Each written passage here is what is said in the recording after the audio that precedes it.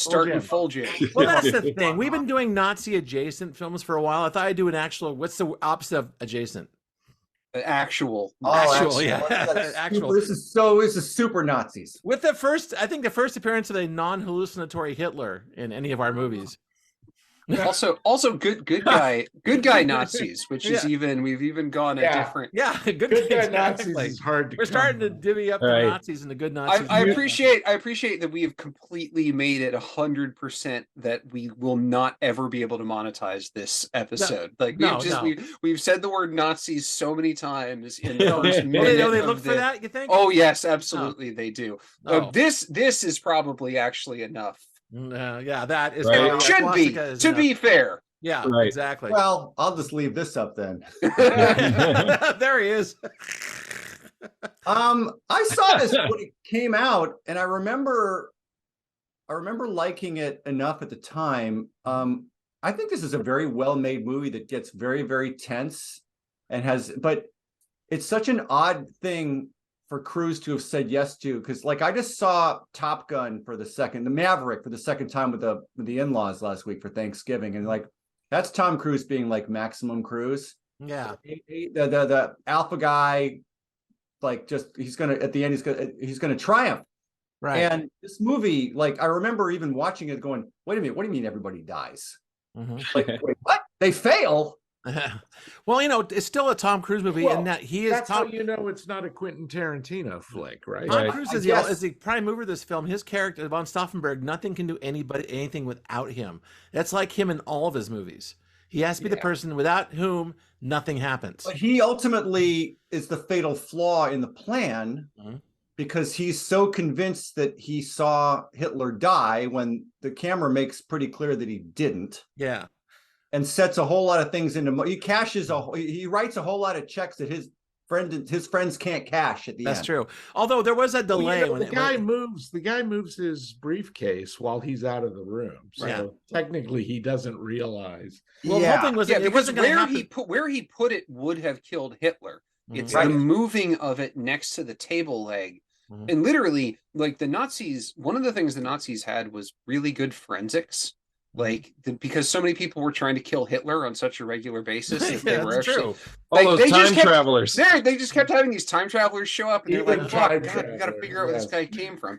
But that would be baby Hitler. The reconstruction of this that they actually did, like the full investigation, most of which is available, that you can actually go look into it, is fascinating because they were able to figure out, like, oh, they opened the windows, oh, they moved it to this different site, the table leg, this table leg that was like 4.5 inches across was enough to deaden the blast enough and bounce the explosion away from him and that kind of thing. It's like Hitler was the fact that it wasn't in a concrete. Yeah, well, it wasn't in that bunker. They talked about the reflective power. They didn't have the two. He didn't have the 2 charges. He only had the 1 charge. Like it was just like every coincidence made it worse, and they couldn't turn back from where they were. Well, so which Jim and Tad, I'll ask, because I'm sure you guys either know or read a bunch of crap. So I didn't bother because I figured one of you guys would tell me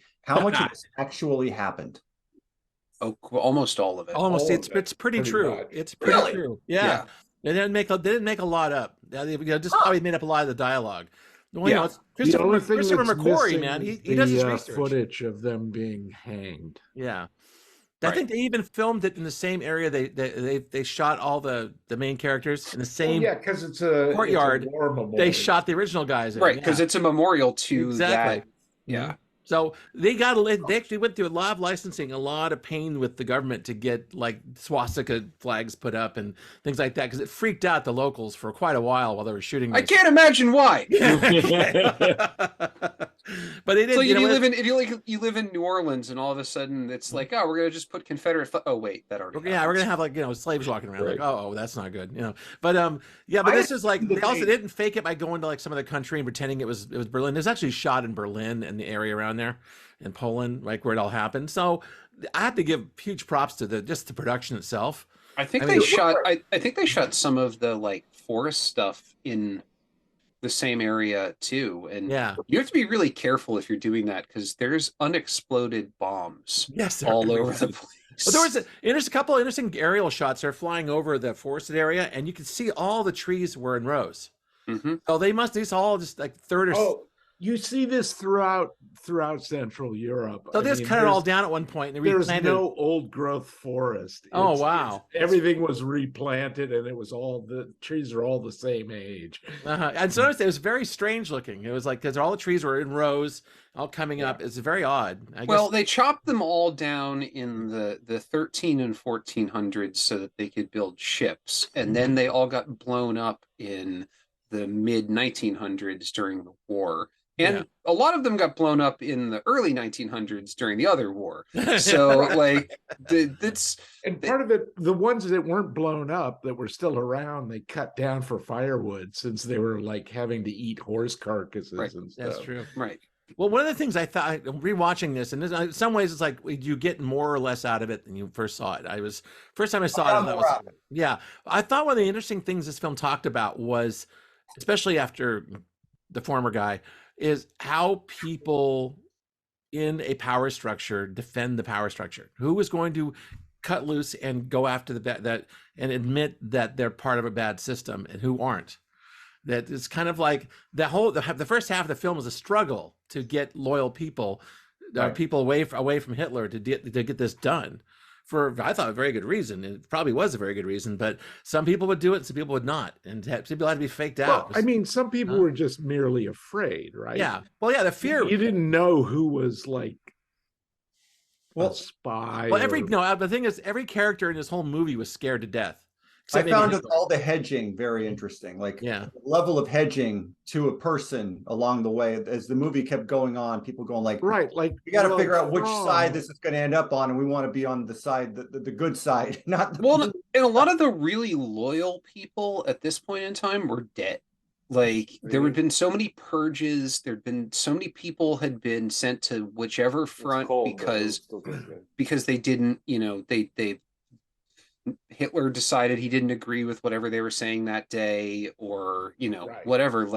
This was a bunch of bureaucrats who were just really good at bureaucrating, and then every so often you'd have somebody who was actually loyal, and like it was this machine that was just keeping the war going, and the conspirators' plan was basically like to Jenga it. Just pull a couple of blocks out and the whole thing will fall apart, because we understand that this isn't shut your door all the way.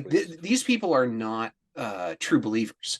Like almost nobody left except for the very, very high command are actually true believers. And if we can cut that head off, then we can get the whole system to fall apart. Yeah. Well, like the good example is, who's the guy who plays Fromm? The actor was in War Games.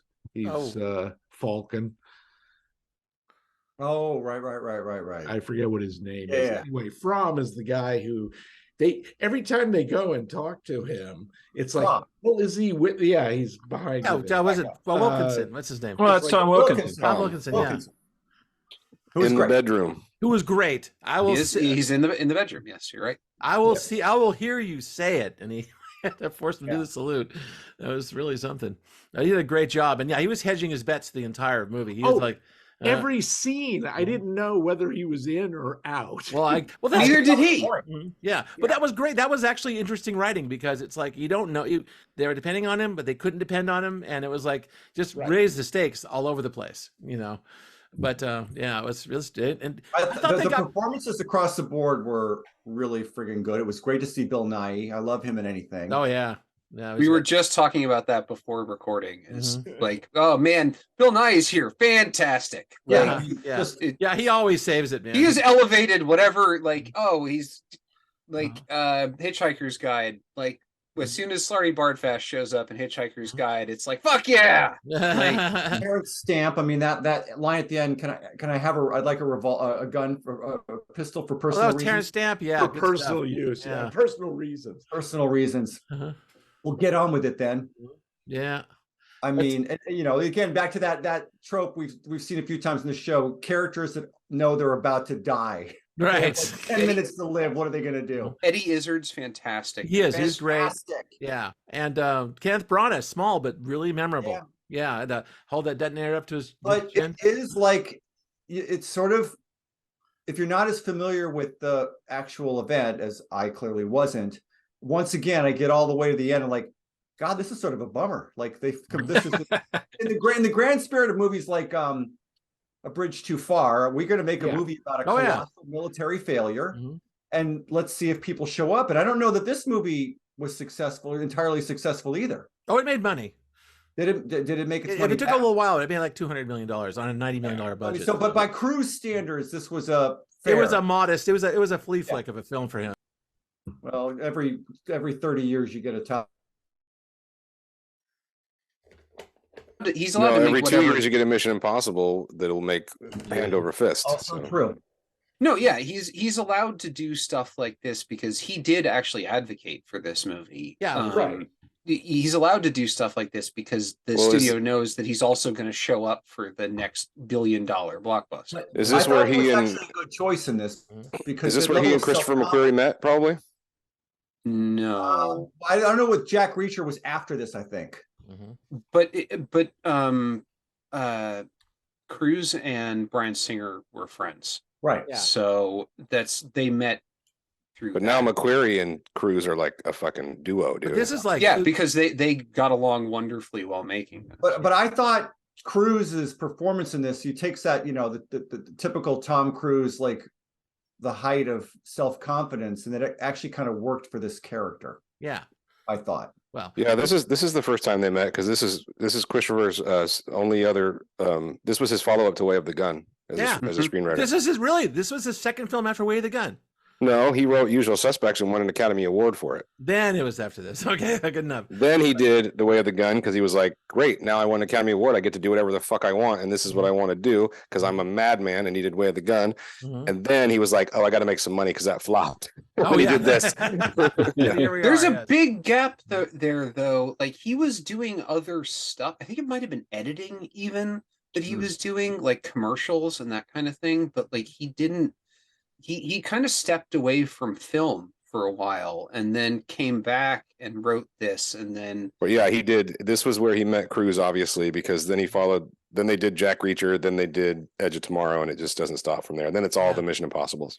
Right. Well, and he gets back into directing at that point too. Yeah, the last two are spectacularly great. Oh, okay. The Mission Impossibles get better every time out. Every movie is better than the movie before. This was kind of like the embryonic form of that particular kind of thing. This is where they kind of the relationships finally is first. What if we just get a bunch of friends together and go to Europe and make a movie? Like, yeah.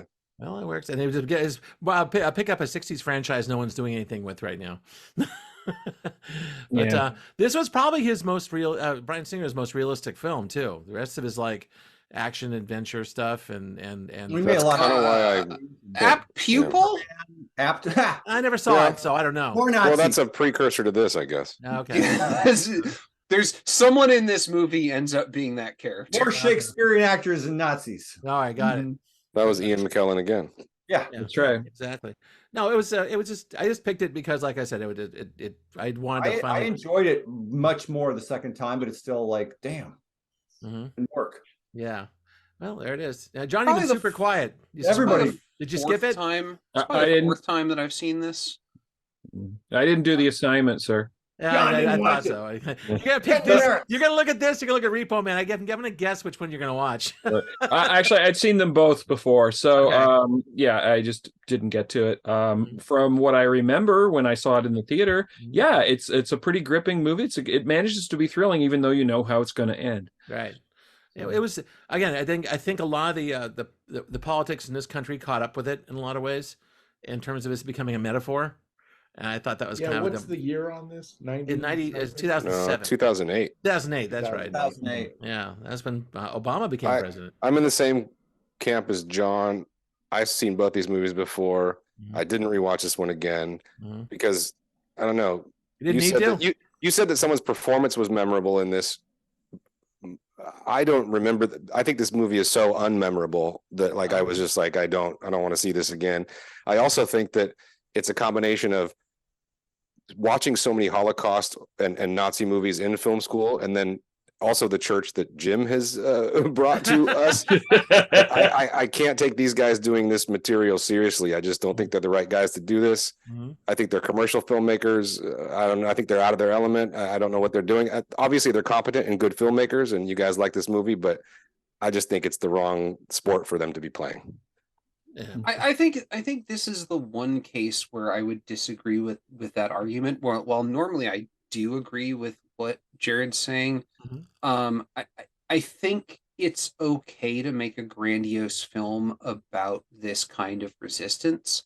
Like I think it's okay to even sort of smooth over some of the edges that are happening here, because some of these guys still absolutely put people on trains and sent them to concentration camps. Like I just feel like this is a Hollywood treatment of something that's very serious, and I don't.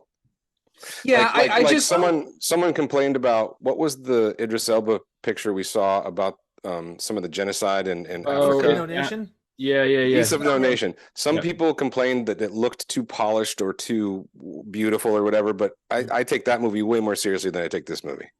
I just what I'm saying is I think the politics of this movie in terms of, hey, maybe we should make a slightly more grandiose, popular feature about resisting your own government is actually something that's important. Like we don't, you got a lot of that in this sort of paranoid 90s movies, or 70s, like or 70s, yeah. All the President's Men and things like that, yeah. Enemy of the State is one that I think of, like that's something that after 9/11 died. Like we all fell in line. This wasn't too far after 9/11. No, this is 7 years later, and I think this is finally the point at which there was a few people in Hollywood are like, we're gonna put $90 million behind a movie that's about like resisting your own government and the war that you're in. And they picked the right government because they knew no one would. Sure, yes, but that's what I'm saying. The broad strokes that you're painting with in this can actually make a much more interesting point. What I thought this movie had going for it, like if you guys think about it, like there's really almost no violence in this movie. Like there's it's bloodless. It really is. Yeah, one bomb goes off and there's one shootout in the hallway. This movie, this here is about the same way. Tony, was it Kushner or whatever? Who wrote the Lincoln movie? The Spielberg did, where it's all about that was Kushner. Government bureaucracy. Yeah. And the chess moves that people who understand how the bureaucracy works, the chess moves that go on, where it's like, well, I just happen to know that, anybody outside Berlin, they're not questioning any orders that come out of Berlin. So we don't really need to waste a lot of time with those guys. That's a very good scene. That scene, really good scene. That scene where he sits there and he's like, we only need the government quarter. Yeah. We don't even need Berlin. We just need the government quarter in Berlin. I understand where you're coming from, Jared. Like, this is a bunch of A-list Hollywood celebrities making. And I like these. I like all these actors, of course. Anthropoid, which I also really, really like, which was obviously much smaller budget, slightly smaller story, but kind of the same universe. Filmed in authentic locations, though. Again, but what this movie has that I thought was admirable was, let's take this scenario, and it's like it's all guys on phones half the time. Yeah. Well, Anthropoid has a lot of that too up until the end. But the last half hour of Anthropoid is a shootout. Yeah. Yes, it is, because again, you have to see where the tragedy happens. Yeah. The tragedy here happens when the guy picks up the briefcase and moves it. Right. Yeah. Which is such a little moment. Yeah, they go ahead in a plan that really shouldn't have gone ahead in the first place. But again, for me, it's like when it came out, it was like, well, this is great. Someone's making a story about Stauffenberg. I knew about it from history and like that, because it's a hell of a story. And then they did a hell of a movie for it. It's mostly true. I'm going to think about it. I mean, I don't know. Maybe it might tick up a little bit more for me. Just the fact that they looked at this story and like, well, everybody dies, but let's do it anyway. Yeah. I just wish different filmmakers would have made this movie. Yeah, but the thing is, there's a German version. Yeah, there is a German version. Yeah, there is, and there's documentary versions of this too. They're very detailed. Yeah. There's at least 5 adaptations. Yeah, exactly. Yes. But that's when seeing it now, kill Hitler. What changed seeing it now is this: it became a parable of America in the Trump era, in a lot of ways. And it ended that way. No one, how much people didn't commit suicide, but it certainly, you can see how the lines of loyalty are drawn and how people will protect their power poles and their leaders under all circumstances, and who people who want them gone and how they fail. And it just, I see nothing but parallels in this now. And they didn't know back then when they made it in 2008, but lines stretching out into the future. Exactly. The future took place in the past when they made this. I think it actually has more import than it used to have. That is for sure. All right, that's it. We can do thumbs now. Solid. All right. Yeah, I'll give it a thumbs up. I'm thumbing up my own movie. All right.